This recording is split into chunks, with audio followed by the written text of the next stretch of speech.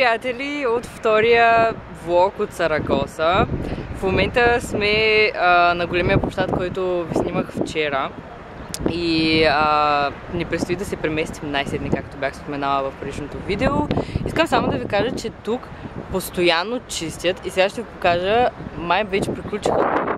Общо взето, всяка сутрин, когато станем, винаги някакъв уред ми дава или въобще се лежи, че е минало нещо, което е почистил преди това. Но преди няколко дена дори имаше карнавал.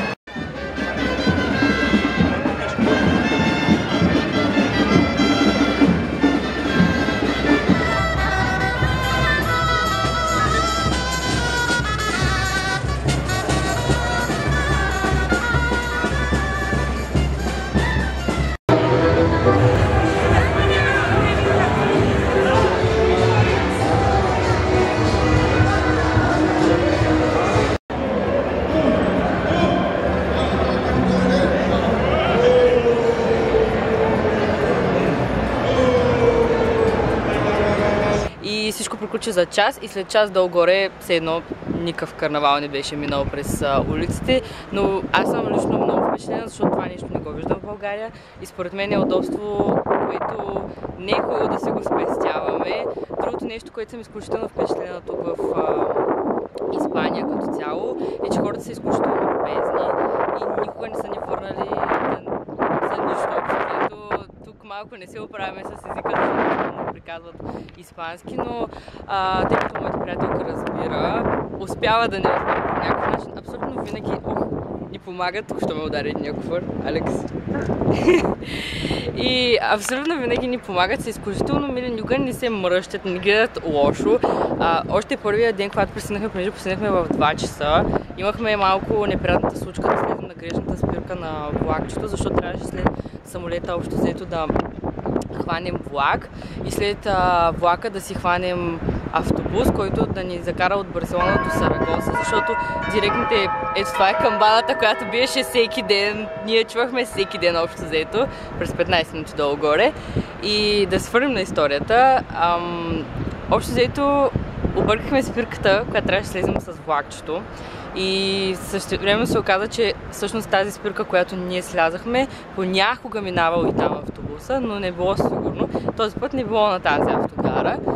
И жената ни направи веднага резервация за следващия час, като не ни взе пари, а използва всъщност да премести резервацията, която бяхме ние направили предварително от интернет.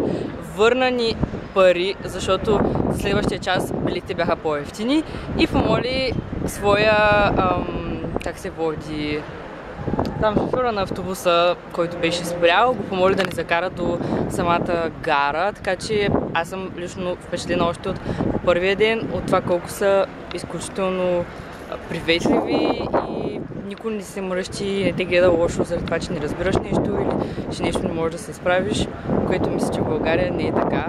И просто хора, слушайте и се учете и вижте просто колко напред са тук. Въобще аз съм изключително впечатлена, защото нещата, които искам в България да ги има, които са елементарни, чисти улици, мили хора, които всеки ден те поздравят, да не те гледат лошо, тук го има. Мисля, че това е нещо елементарно и можем да живеем и ние по този начин.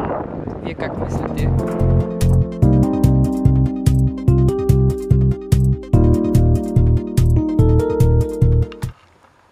Добро утро, приятели! Говоря малко тихо, понеже станах първа и живея се с колежката ми, която е решила да спи до по-късно, тъй като не сме в 4 часа на лекции. Надявам се да ме чувате добре, но след малко ще се усиля естествено гласа. Ние вече се пренесохме в апартамента вчера, понеже беше много хаотично с това да преместим багаж, след това да ходим до магазина да пазаруваме. Не съм снимала повече, затова малко странно свърши влога вчера. Тоест вчерашните кадри, защото без да комбинирам днес и вчера в един влог. И чакай само да седна, където е или по-скоро ще до прозореца, където е малко по-светло, защото не мога да дигна шторите до края. Между другото изглежда нашата всекидневна.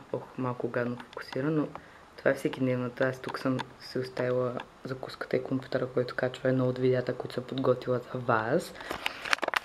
И между другото, понеже някой ми беше коментирал в Инстаграм, наистина ли съм тук? Да, наистина съм тук. Може би ви е странно, че в канала има видеа, но истината е, че аз презаснех видеа преди да замина, които да могат да се публикуват през месеци, да съм достатъчно редовна и когато ми е така натоварено. Също направих и за януари и се радвам, че влязах в някаква такава рутина, в която мога да действам бързо и да натрупам снимков материал, който да ми е публикуван за месец напред. Може би за вас звучи малко глупаво или все едно така ви лъжа, но днес, както казах, ще ходим на лекции.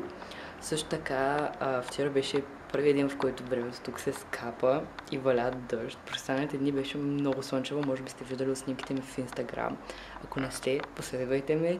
Името е абсолютно също като в канала Marfation. И сега няма какво друго да ви кажа.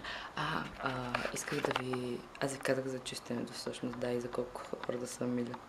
Това е. Други впечатления.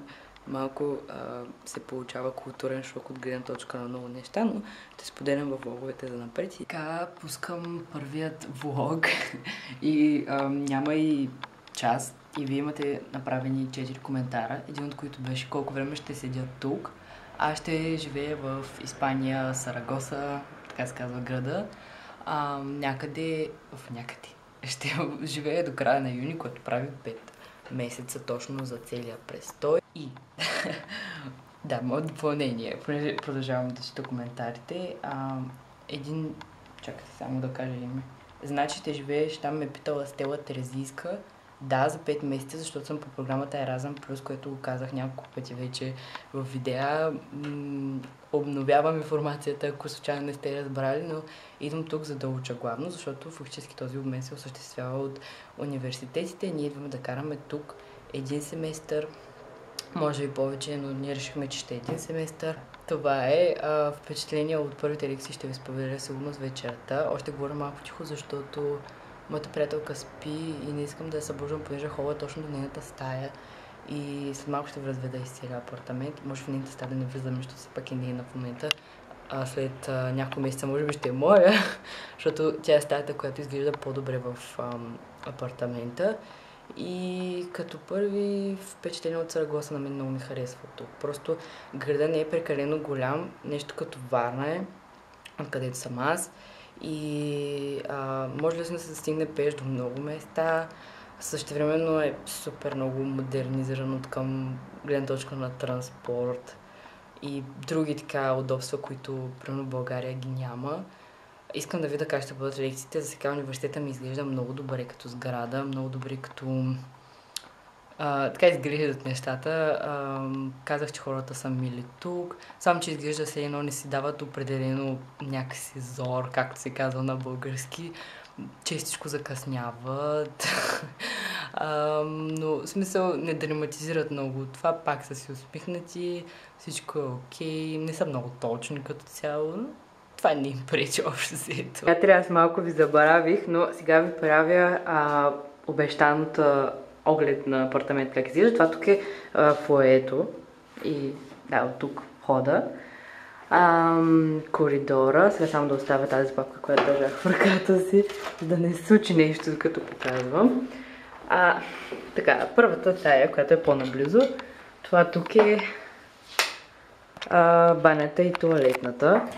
Както се вижда, не е супер голямо, не знам какво се вижда като цяло. Искам да ви покажа какво си взех аз. Аз си взех тези два продукта на Ози и в момента издървам сухим шампуан, който едно момиче много хвали под коментарите ми, но не мога да го открия. Има всякакви други продукти на Ози, но няма това. Така, имаме още една стая, която е близко и по принцип може да се използва и от друг човек, защото гардероба става легло. Този гардероб се отваря отгоре и пада и става легло. Но фактически това е входа към терасата, където сушим дрехите. Има изглед и към нея в моята стая, която съм в момента. Преминаваме напред още. Това е хола, но аз вече не го показвах. малко по-светло. Днес отново вали между другото. Това е моята стая. Тя малко, как да кажа, няма толкова много места, където да складирам повечето си работи. Това чекмедже, което е тук, държи цялата ми козметика плюс бельо общо взето и даже отгоре фотоапарата. Може би ще го сложа на състива, но не съм много сигурна. Тук слуша разни неща, които просто вали дъжд и трябва да ги прибера, защото иначе щяха да се измокрят. И гардероба. Иначе другата стая няма как да ви я покажа сега, защото не я обитавам аз, не знам как изглежда вътре. Това е кухнята. Това ни е кухнята общо взето. Тук също има тераска, но те като цяло тези тераси са вътрешни. Мисля, че виждате. Или не? Ето вътрешни са. Аз не знам доколко е интересно това, но тук е изгледа към терасата с паренето и аз още след си прибирам нещата от прозореца, защото по-лесно стигат до стаята ми и няма нужда да ходя 1000 пъти да отварям пространства. И това е за сега. Да кажа, че вали последните дни, това е отчаиващо. Искаше ми се вчера, когато станах малко по-рано, да се разходя сама из града и да ви покажа някои неща, обаче просто валеше дъжд, нямаше къде да се случи това. Обаче ще има и дни, в които ще е слънчево, сигурна съм.